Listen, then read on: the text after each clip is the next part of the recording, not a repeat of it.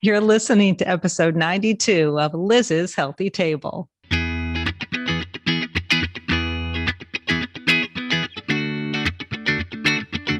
Looking for a healthy new way to feed your family without the hassle and hype?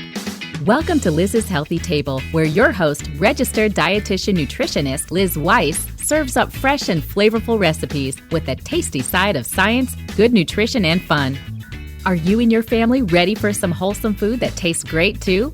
Don't change that dial. Your food adventure starts here.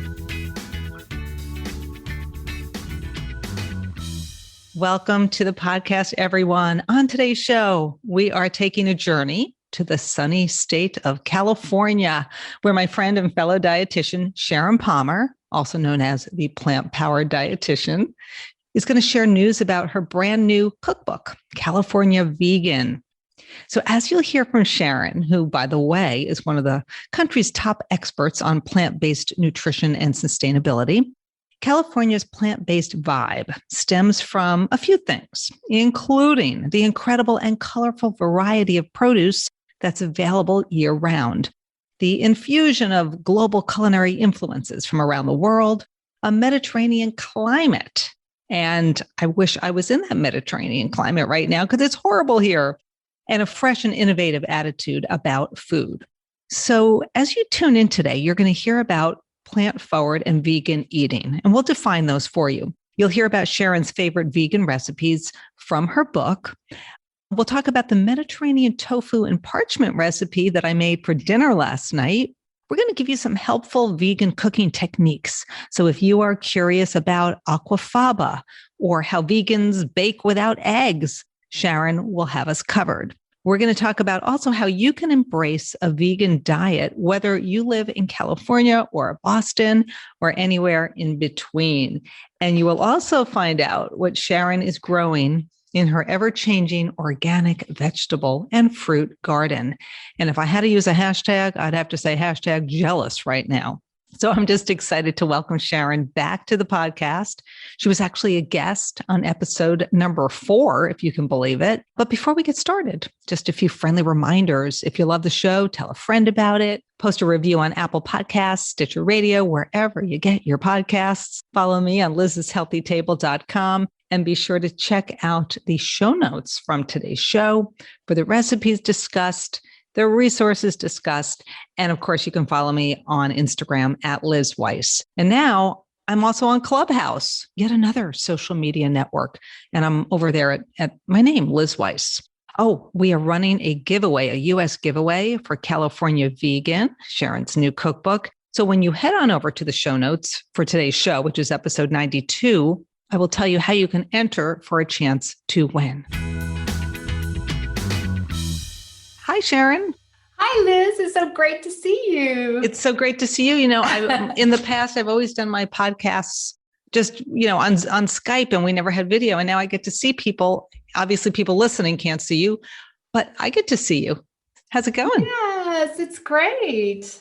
Beautiful day in California. Of course it is. I literally just said to Tim, I said, I haven't left this house in 2 days. I've made a commitment to get out and walk every day. I can't do it. I just can't go out there. Don't make me go out there. Oh, I know. It's been cold for you lately. We've been having really nice weather here right now. We have kind of spring come early here. So I'm getting all excited about the garden coming and all of that. Well, we will talk about that because I want to hear about your garden. But yeah, I know so much about you because we go way back, but I thought you could just tell everybody a little bit about yourself. We'll kind of get more into where you live in Ojai, California, but your husband, your kids, your job, just give us the backstory. Yes. Well, Liz and I have known each other for a long time, and I'm a registered dietitian, and I went to school at Loma Linda University, which is now one of the blue zones, which I actually talk about in my book, California Vegan. But I've lived in California for 30 years, and I have 2 sons. They're almost your son's age, and they're in college right now, one in Colorado, one in LA. And my husband is from Sweden. He has lived here in California for about 35 years. So we recently moved to Ojai about a year ago. We were living in Los Angeles for during that period of time. And you have a website. It's called the Plant-Powered Dietitian, or is it Yes. SharonPalmer.com? I always get confused with that. Yeah, it's SharonPalmer.com, my name, but you can also get to it by the Plant-PoweredDietitian.com. I've got both domains. So yeah, it's kind of a community for people to come when they're interested in eating more plant-based, whether that's vegan, vegetarian, flexitarian, meatless Monday, just the idea of eating more plants. I've got everything there, recipes, tips, articles, research updates, everything that you might need to get going more plant-based. So you're kind of our one-stop shop for all things plant-based. Yeah, that's what I tried to do. I tried to give everybody what they need, whether it's inspiration or just, something, a new idea on what to cook tonight or what to buy at the farmer's market, whatever you might need to have. I'd also live a more sustainable lifestyle, which is another thing I'm really passionate about too. Mm-hmm. And you blog every day, which I'm so impressed. I don't know how you do it. How do you do it? How do you blog every single day? I know, I'm crazy. I just love my blog, and I have so much to say, so many resources. There's always so much information on plant-based eating that I try to provide. Like, for example, if there's a new study that came out, I want to write about that, or something I recently cooked over the weekend, or some new tips, or maybe an interview with an expert. Those are all kinds of things that I like to add. And I always have too many ideas. So I like that. I like that you have too many ideas. Hey, just before we really dig into all things California vegan, can you just define plant-based eating? Because I'm not going to say it's a pet peeve of mine, but I think some people think it's vegan. Some people think it's flexitarian, which is flexible vegetarian. But what, in your view, or just from, the folks out there in your world, what is plant-based eating? That's a really good question. And, I think that has evolved over the years. And they actually did a survey asking people what they mean by the word plant-based. And they found that different groups of people mean it differently. So, researchers and nutritionists often use plant-based to mean eating mostly plants or a largely plant-based diet. So that could be like the Mediterranean diet, for example, where you're eating mostly plants.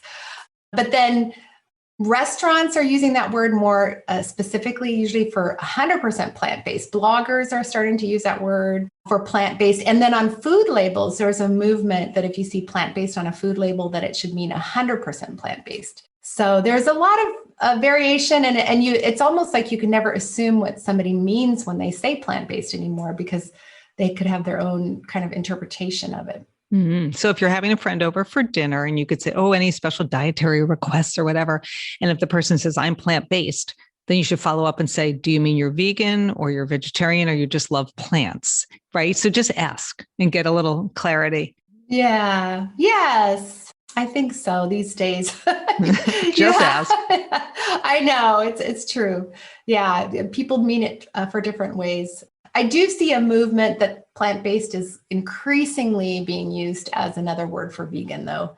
But I do think it's worth exploring a little with people. It's a positive word. And I think a lot of people are moving to that word because it's a gentler word. It doesn't come with as much baggage sometimes. So people just like to use that word more.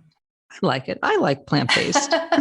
So you live in Ojai, California. And I know you moved there exactly a year ago. And I know in your book, California Vegan, which everybody should get, by the way, somebody's going to win it, but everybody should get it. You have a chapter called Ojai, Bohemian Paradise. And I thought maybe you could just paint a little picture for us on what your paradise looks like right now, because I know you're very happy you made that move. I'm sure it was stressful at the time, but it sounds like you made the right move. Yes, thank you for asking, because I'm so happy here. And it's kind of been my happy place for a long time, because living in Los Angeles, it's a large city, and you could just get away to go to Ojai. It was an hour and a half from Los Angeles, and it's this idyllic community, very small, very agricultural, and it's kind of steeped in this sustainability message, which I'm really interested in. There are small farms everywhere, most of them organic, and people grow their own fruit. It's very well known for citrus and avocado farms. So you'll see them everywhere. And it's kind of ringed by mountains, 360 degrees of mountains with this valley. And the Chumash people, the original indigenous population here had a lot of traditions here around their own food system, and all of the names, even Ojai, the legend traces it back to a Chumash word. The thought is that it meant Valley of the Moon, which is really pretty. Or another thought is that it meant nest because of the shape of the valley. It's like a nest. So you'll see a lot of the names of things are from Chumash names. So it's just very beautiful. They were a lot of Eastern religions would come to study here. It was kind of like this place people would study and meditate way back when nobody was doing those kinds of things. So it's got an interesting feeling. Sounds neat. Well, I'm going to invite myself and I'm going to come visit you. You are invited anytime. Mm-hmm.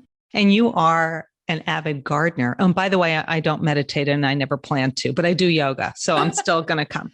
So you'll like that.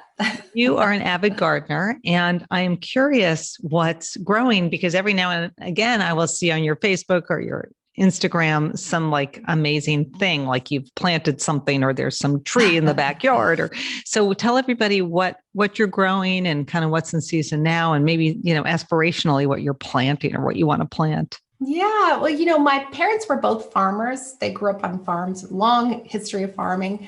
So that was always part of our upbringing, is that we grew food. And so I've lived here for a year. We started our first garden, because right now is when you really start planting your garden in California, because spring comes early here. Like this is when we're starting to get our beds ready, and maybe we'll plant in March, but so I planted my first beds last year. Now I'm changing the beds to a new location because I've gotten to know my land a little better. So I'm going to plant in the spring. I'll be planting like all the leafy greens, kale. I'll start my tomatoes and my eggplant and bell peppers, the things that like the sun. But I've also planted like an orchard, and I'm trying to mix up the polyculture, kind of like different things, like trees next to vegetables and different types of trees, so that it's not all, there's more diversity in the garden. So that should be fun. So when you say an orchard, define, like, are we talking like peach trees or avocado trees? What kind of orchard are we talking about? So I have 3 different avocado trees, a whole bunch of different citrus, different types of lemon. I have a pink lemonade lemon that's so pretty. It's like pink when you slice into it. Meyer lemons, limes, a pomelo, the type of grapefruit, the really big one. And then the pixie is a specific type of tangerine that's local to Ojai. They're the best ones. So I have a pixie. It's kind of a famous thing here. They're very crisp and sweet. And then peaches, nectarines, plums, a Fuji, a mango. Mangoes grow here. So it's going to be a huge, variety of different fruits. So we'll see what comes to bear. And the pollinization of all those different fruits together should be interesting too. Now, were any of the trees there when you moved to that house, that land, or are you planting all these trees? There were some original citrus trees, about 5 that were, about 20 years old. So they produce a lot. And so we've planted about 10 last year and then another 10 or 11 this year. So it'll just be, maybe about 25 trees, and hopefully we'll have like a variety of growing seasons that they produce. I'll be giving fruit to everybody I know. They do something really cool here, which I love to see in other communities. I don't know if they do that in your community, where if people have fruit trees, they have too much, they just put out a box by the side of the street with a sign, please take. And some people have made these really cute little stands out of it. Like they've decorated these cute little hand-painted stands. So inviting people to just take what they can't use. That's so cool. Or you can open up a stall at the farmer's market, because I know that you love farmer's markets. I do. Like, maybe you need a stall, Sharon. Place. Maybe you need a stall. I think so. And then I could talk to everybody too. You could. That would actually be kind of cool. I met the cutest man at my farmer's market. During COVID, the California farmers markets, there was about 2 weeks that they had to shut down, but they're actually fairly, safe in relationship to other areas to get food, because they're open air. So you don't have, you're not confined, so you have more air. But this elderly man was in the line for the farmer's market with me. And he said, this is my socialization every week. This is when I get to get out and talk to people.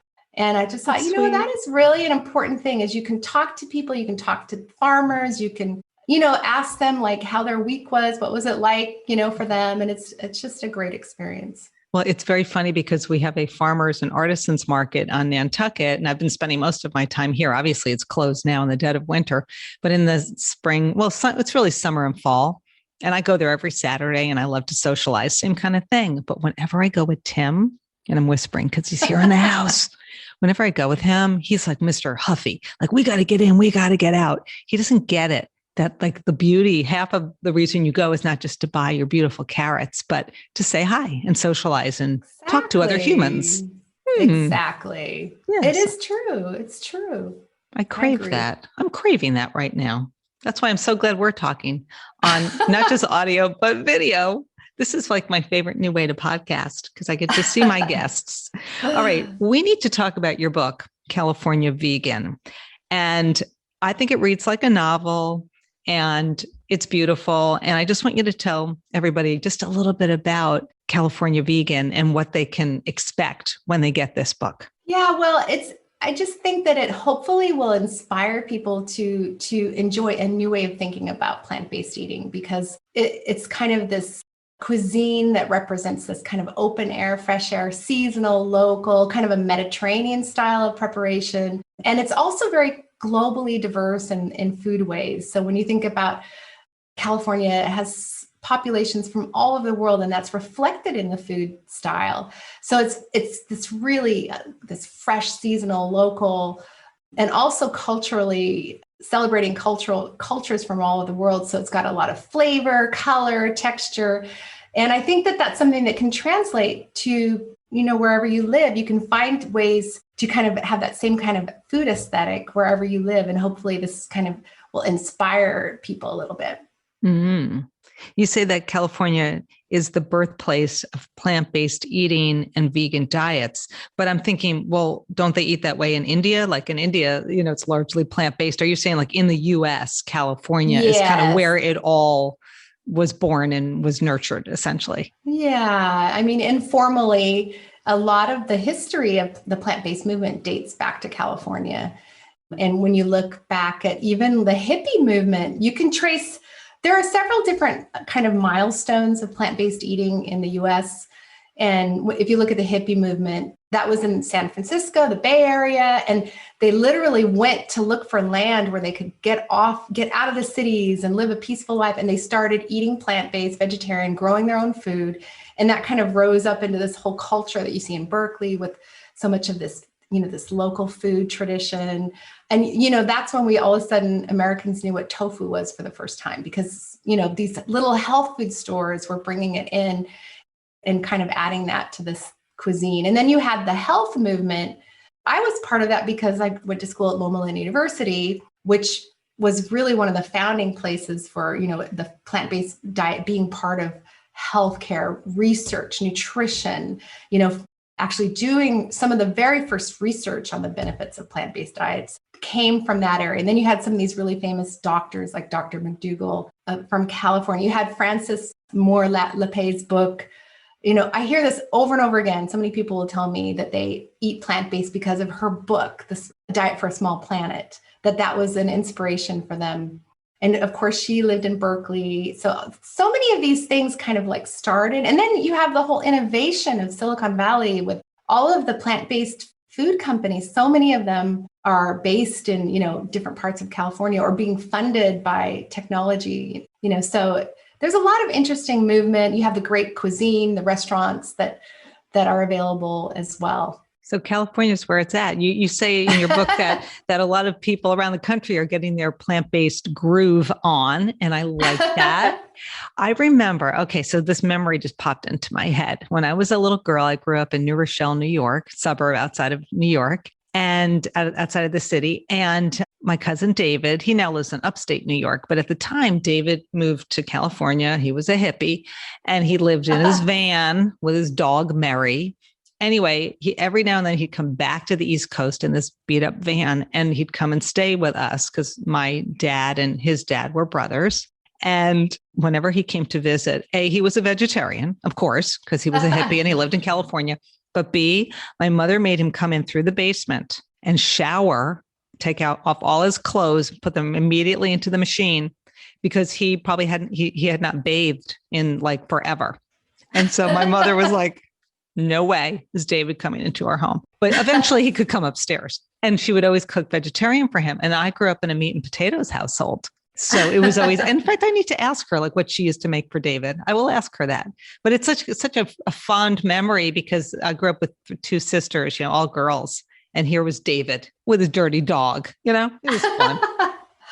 It is interesting because I grew up in a vegetarian home, which I've told you before. My parents you did? I don't know why you didn't think you did. So you did grow up as a vegetarian. Yeah. Okay. Well, we were almost vegetarian. We were, my parents, for religious reasons, trying to become vegetarian. And so we were like 95% vegetarian. Every once in a while, there would be something maybe for Thanksgiving or whatever.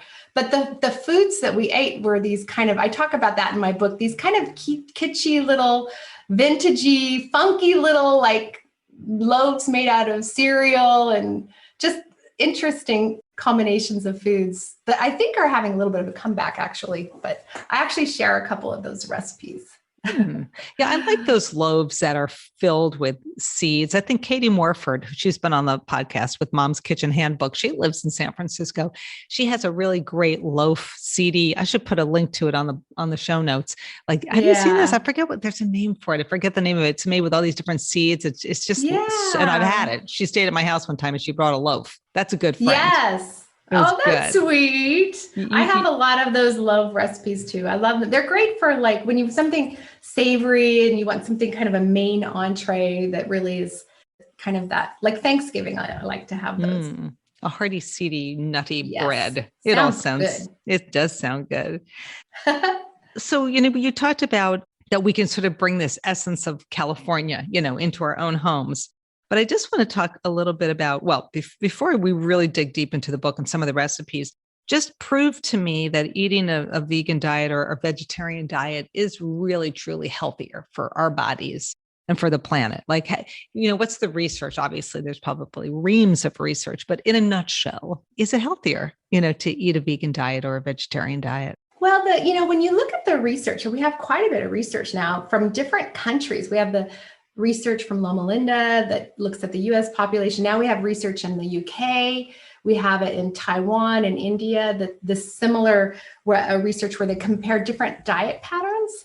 And consistently, the vegan diet does really well for health benefits compared to all these different diet patterns. So in many of these studies, they looked at a regular diet, and then they looked at things like pescatarian, vegetarian, semi-vegetarian, and then vegan. And vegan did really well compared to those other diet patterns. So in my mind, there's a lot of research that a vegan diet can be a healthful diet pattern. Now, there's also a lot of research on other healthy diet patterns, like the Mediterranean diet has a lot of good research. So my philosophy is that a vegan diet is a healthy eating pattern and the Mediterranean diet is a healthy eating pattern. And, you can make decisions what diet pattern sounds like a good match for you. But we do have a lot of research that there are benefits in terms of like lowering heart disease risk, obesity, diabetes, cancer.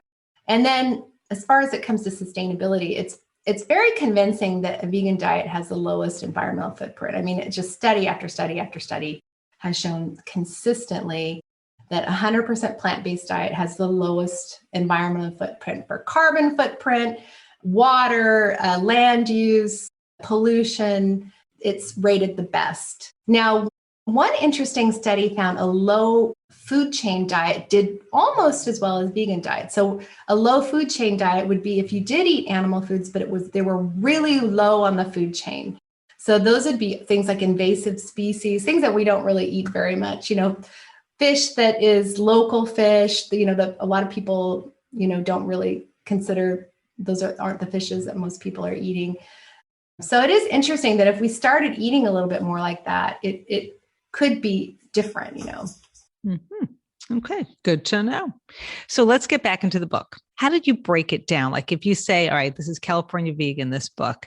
So do you break it down by like Hollywood or Los Angeles or Ojai? Like, how do you break it down? Well, my approach for the book was to kind of tell stories about the different aspects of California plant-based eating. So, telling stories of, for example, the Central Valley is where we grow so much food for the country, and it's like the heartland of California. So there's a different food culture there. And then we have different cultural foodways. For example, we have so many food cultures from Asia and different parts of California that have an important history as farmers and everything in California. So there's aspects of that within my storytelling where I've interviewed people from all walks of life to kind of give me a little bit of inspiration for the book too. And then different locations. Los Angeles, I lived in for so long, so I kind of have my heart in LA and how that is reflected in the food culture there. So I kind of broke it up into some main categories, because we do have so many different kind of microclimates in California. So you have the coastal areas where things grow like berries, which are more delicate, and leafy greens, even seaweed, we're growing in the coastal areas. And then you have the Central California where we grow tomatoes and grapes and all nuts and so many things. And then we have what's going on with technology up in the Northern California area. So I tried to divide the book up with different kinds of looks based on chapters on these stories. So interesting. I love California. Do you have a favorite? It's probably an unfair question, but do you have a favorite recipe in the book? That's a good question. I actually have to think about that when people ask me. And I think it's the cover recipe, which is on the cover of the book, which I have the cover of the book right here. That's the recipe you can show it to people watching and listening. You'll have to go to the show notes and tell us what's the recipe. Yeah, this is the pomegranate farro bowl. And I just feel like these are kind of the foods that I have growing in my garden right now. It's kind of the winter profile of produce. The mandarin oranges, the pomegranates. It does have cucumbers. It has kind of a Mediterranean flavor profile. So it's like a whole grain bowl with the pomegranates, the mandarins, the cucumbers, and then I make a dressing out of cultured almond yogurt with herbs and spices. So it's really easy. So it's a bowl, but it's so pretty because it has those beautiful colors of your fuchsia pomegranates, your bright orange mandarins, and your green cucumbers with this creamy sauce. Yum. I love it. Now I'm going to ask you a question and I know the answer. Do you grow pomegranates? I do. I have so many of them. You saw my pictures, do right? You know that I had a pomegranate and I took the seeds out and I was blown away by how many seeds are in that silly little pomegranate. My gosh. It's crazy. It's crazy how many seeds are in there. So good. It is. They're such good fruit and they grow really well here. And we have some original pomegranate trees that have been here. They're about 25 years old and they're not even getting watered and they're original to the Mediterranean region. So they don't need a ton of water. They like sunshine and they're so good for you. And they're so beautiful. So beautiful. When I was a kid, my mom used to get pomegranates. I don't know how, because I was a kid a long time ago, but she used to get some really great stuff. And I don't know where she'd go. I think it was Bloomingdale's basement or something had this little, my husband, you are really not getting tea right now in the middle of me doing a podcast interview, are you? You got to go. No, I'm sorry. You can't have your tea. I'm trying to focus on interviewing Sharon. You got to go. I'm sorry. Okay. Make your tea. Okay. So, and this is not getting edited out. Okay. So unbelievable. This is what happens, when everybody's working from home. I'm trying to have good audio quality and there's Tim making his tea. And then he'll offer me a cup and I'll be like, I don't want a cup of tea. So my mom would go to, Bloomingdale's basement and they had this little gourmet shop down there. And do I hear your dog in the background? I hear a little bell or a kitty. That? Is it a kitty or a bell? Dog. Oh, that's so cute. Dog. That's Sorry cute. about that. That's okay. The tea, the dog, this is real life. But she used to bring pomegranates home and she would take the seeds out for us and we would eat them. And I'm not making it up. We'd eat them, each little seed, and we'd only eat the fleshy part and then we'd spit the seed out. We never even ate the seed. Now I just throw it on. You were supposed to. Now I throw it on. I'm going to tell her that too. Throw it on a salad. You could do so much with it. I even sometimes will make a smoothie and put it on the top as a garnish. And then you drink your smoothie and you get this crunchy pomegranates. Yeah, we would spit the seeds out. That was a ton of work to just eat the little bit of fruit. Yeah. It was a ton of work. It's actually a lot of work to get the seeds out. But there are tricks. I'm sure you've learned the tricks of like getting the seeds out of the pomegranates and everything. But well, what's your best trick, Sharon? well, because we had so many pomegranates and they, everything comes ripe at once, we froze them. So we spent one whole day just basically we submerge them in water and kind of crack them open. And then they kind of float to the top. All the little white membrane floats to the top and it's a little less messy. I don't know if you tried that way. Yeah, I've done that. I usually do it in the water and then you don't get as messy like your hands. And I also, and with that one pomegranate that was so much fruit inside, so many seeds, you can't have fruit inside of a fruit, but the seeds, I froze it as well. So I still have some in my freezer. I might pull those out tonight. They do really well frozen because they're very seasonal. It's hard, it's hard to get the fresh pomegranate seeds during the off time unless they're being shipped in. So frozen is a great alternative. Yeah. I remember you were sharing that on social media. I was like, okay. So I'm going to tell everybody about the recipe I made last night, which was the tofu in parchment. And it was really good. I made one minor little change to it, which I'll tell you. So for this recipe, you basically take garlic and you saute it in olive oil. And then you add cherry tomatoes, 1.5 cups that you've cut in half. So the halved cherry tomatoes. And I jokingly said with Sharon, it reminds me of the recipe that's gone viral on TikTok, which is the feta with cherry tomatoes, which people bake in the oven and then turn into a sauce and throw pasta in. And it's just everywhere. So you saute that and then you add herbs. And I had parsley and basil and I had thyme. And I probably doubled the amount because I'm very into herbs right now. I throw a bunch in. 2 tablespoons of capers. And then you called for 2 tablespoons of white wine, which I don't like white wine. So I never have it. You know what I added? I added a little bit of champagne vinegar. And then I had, I'm not going to say preserved lemons, but I had this like lemon thing that I made from Ottolenghi, which maybe I'll post that as well. And it's like you slice the lemons and you just boil them and then you pulverize them. I forget what else goes in it. Anyway, I threw a little bit of that in because this is what a recipe lets you do. A little salt and pepper. And then I basically took tofu and I sliced it into 6 pieces and then I patted it dry. And then I cooked the tofu in parchment. I actually have these parchment. It's not parchment paper. It's parchment bags. So easy. And so I slid the tofu in and then I put the sauce over it, sealed it up, and then I baked it. And it was really good. And Tim and I each had a piece of the tofu with the tomato on it. And I thought I was going to want to eat more, but I had roasted veggies on the side. I was like, that was plenty, but it was really good. It's interesting. Could you make it without the parchment? Could you literally just put the tofu on a baking sheet or parchment underneath and then put the tomato mixture on top and then just bake it to warm it up? Yes, you could. I think that the parchment was just kind of a special touch because it makes it look special, but it does kind of steam the toppings. It kind of holds the heat in there and it'll brown a little bit. So when you open it, you get all these aromas. Like I like to serve that. It's really easy too, right? You can make that recipe so quickly, but it's nice for a special dinner because like in the summertime, if you're eating outside, you can literally put that on and then people can open it and like the aromas just fly up in your face. So but you can totally, yes, it keeps the moisture in there too. Yeah. And then you could put that over rice. You could put it over rice because you've got all the juices in there. I think if you made it in a pan, you know how like it sort of browns a little bit, those juices evaporate right away. And sounds like Santa's at your door. No, it sounds like the reindeer with the little bell.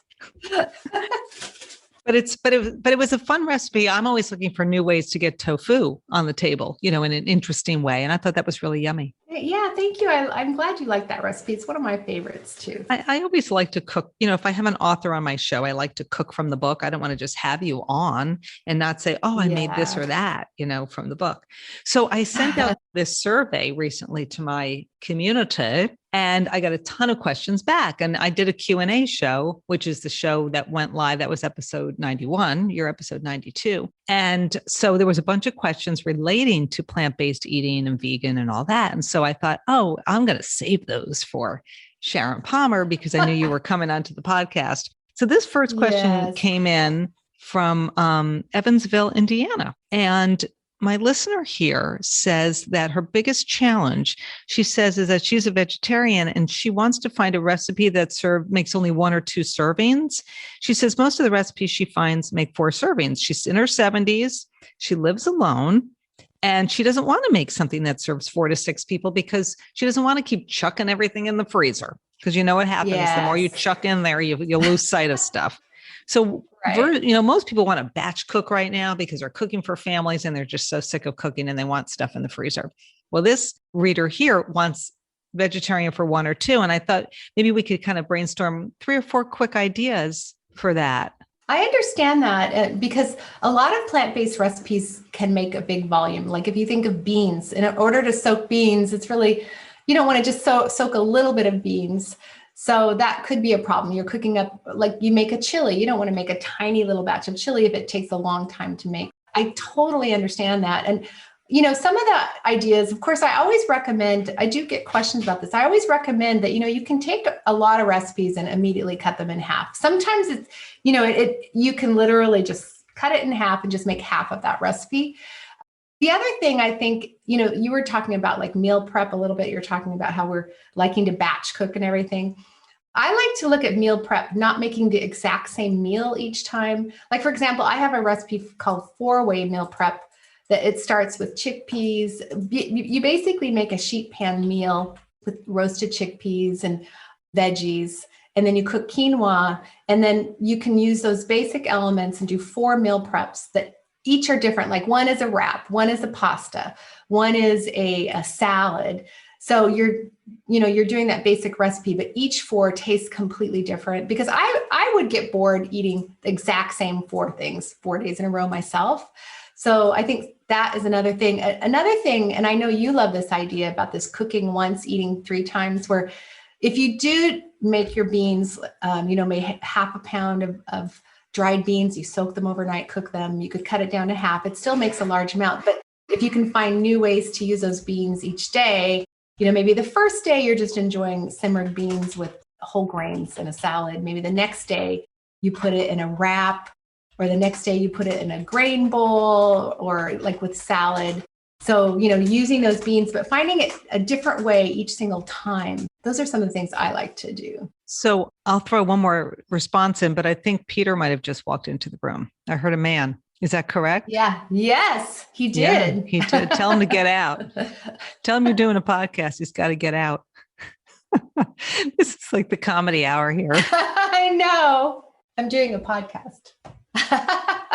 I know, Peter. So you can say, Liz said, get out. Liz says to get out. We're recording a podcast. Everyone's like, what's going on? I know. But that's okay. This is life now, right? I think it makes it more fun. So I, as somebody who does eat a lot of plant-based, I tend to open up that can of beans because I like the convenience of the beans.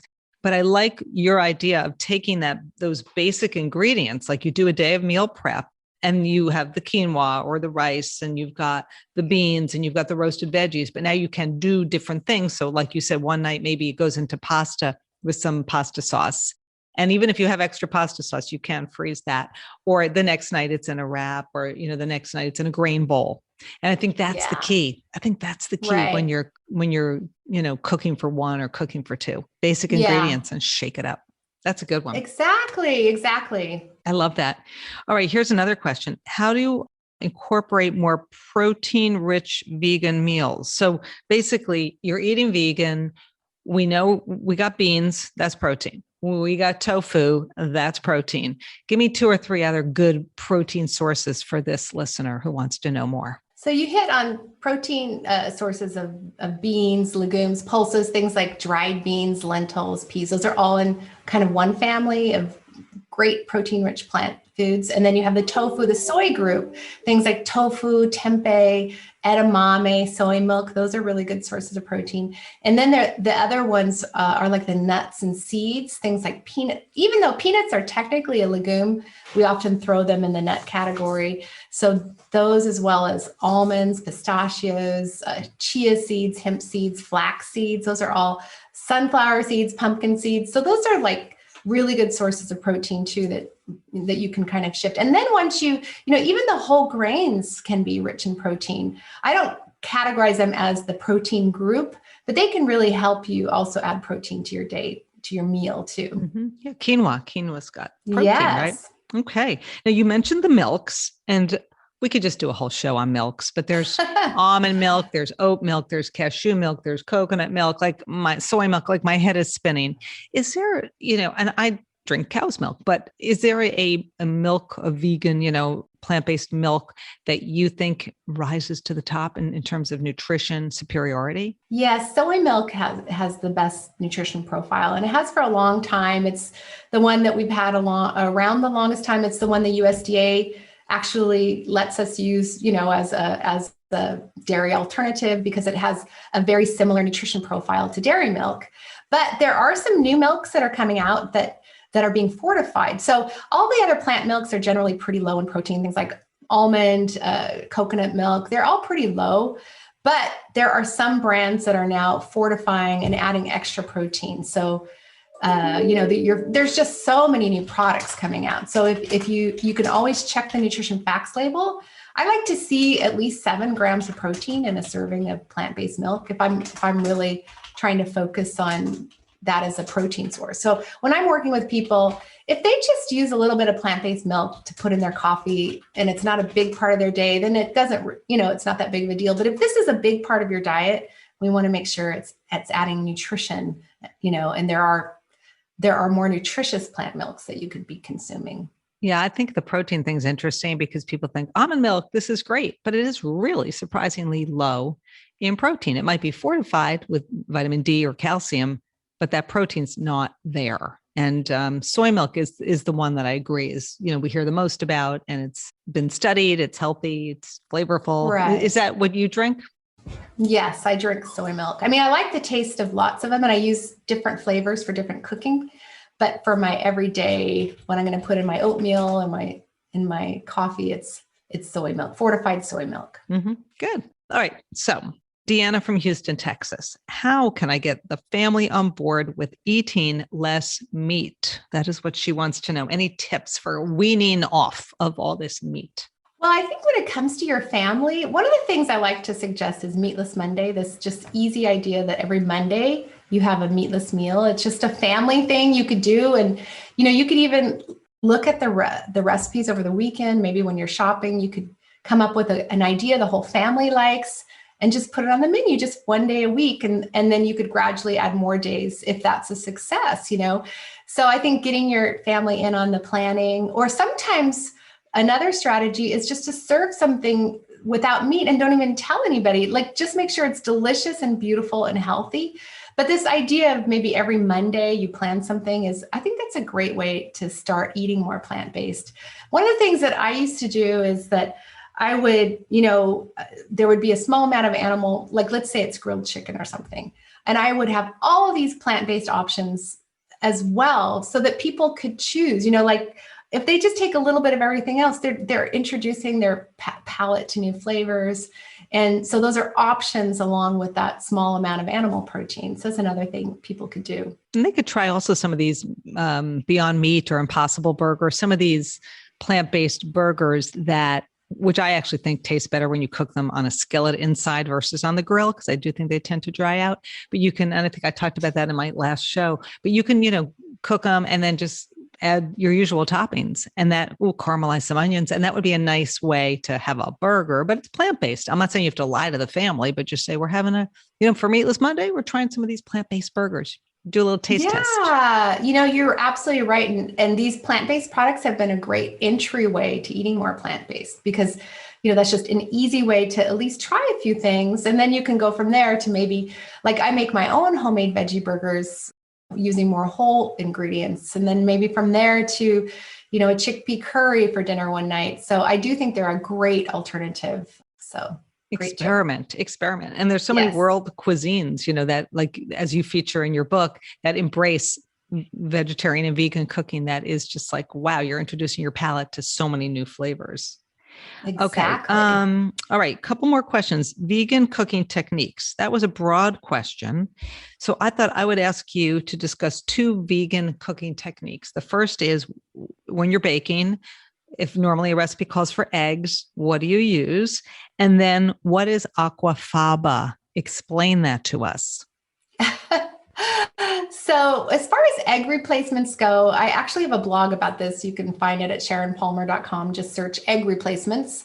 But I actually list the instructions for this. But you can do something that's called a chia egg, where you take a tablespoon of chia seeds and mix it with a few tablespoons of water. And chia has this gel property that it will create a gel, and you can literally use that as a substitute for one egg in a recipe. And you can do the same thing with flax. Now, I find that chia works a little better than flax, but basically you can mix chia or flax with water. Some people use half and half, and that would be a replacement. So this would work in something like cookies or brownies or like banana bread. Another thing you could do is just, if you have liquid in your recipe, just add, the chia seeds or the flax seeds along with the liquid. So for my homemade veggie burgers, I use flax. And I just add that along with whatever liquids in my veggie burger. And that's enough to add that, texture that it holds together. And then there are egg replacement products out there more and more. There used to just be a few, and now we have all these little cartons you can open up that are egg replacements. So there are more of those. And then finally, aquafaba, which is actually an egg replacement too. And aquafaba it actually means water of beans. So it's that liquid that is left over in your can of beans. So, that really thick liquid, if you saved it, there's usually about half a cup of liquid in a normal 15-ounce size can of beans. If you save that liquid, these food scientists discovered that if you whipped it, it could make a very thick, almost meringue-like texture. And you can use that as a meringue replacement. So you could use that whenever you have a recipe that calls for beaten eggs. You could use it. You can literally make meringue cookies, pavlova, all of these recipes with that. And another great thing is, but you have to add sugar. I mean, you'd add sugar. Yes. Obviously. Yeah. Yes. You can add sugar in the stage if it's a sweet recipe that, for something like a meringue, or you can just beat it and then add it. If a recipe calls for beaten eggs, you can beat it. And then at the time that the recipe calls for the eggs, you would add that beaten aquafaba. Yeah. Do you have a blog post on that, Sharon? Because I will link to it. Okay. Yes. If you look up, I have in the show notes. How to make aquafaba. Of course you do. Of course you do. It's great because it's another way of reducing food waste. You're just using what's in the can. And it's also, if you have a recipe that calls for raw egg whites, this would be safer because, there's some food safety issues with raw egg whites. So like if you have some cocktail recipes call for raw eggs, beaten eggs. So this could be a replacement. Nice. This is good. I will link. So in the show notes, people head on over because I want you to enter for a chance to win California Vegan. But I want to link to a veggie burger. So Sharon, if you have a veggie burger on your website, that's like your tried and true go-to. Yes. Is there one? I can link to that. I have so many, but the one I really love is this sweet potato sorghum veggie burger is really good. Okay. I have a lot of them. I also have a chipotle black bean that's really good too. We'll link to it. Up your traffic a little bit.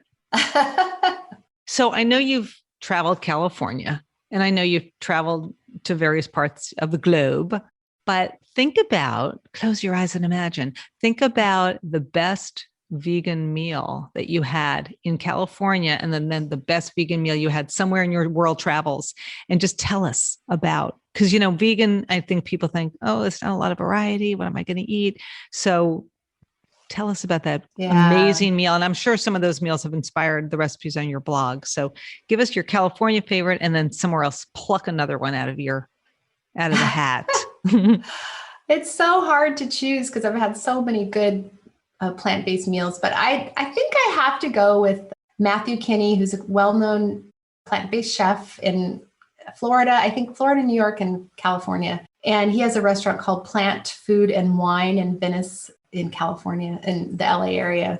And his whole food aesthetic, I really love. It's all about seasonal, local. It's more Mediterranean. He uses just every recipe will have a lot of fresh vegetables, very colorful.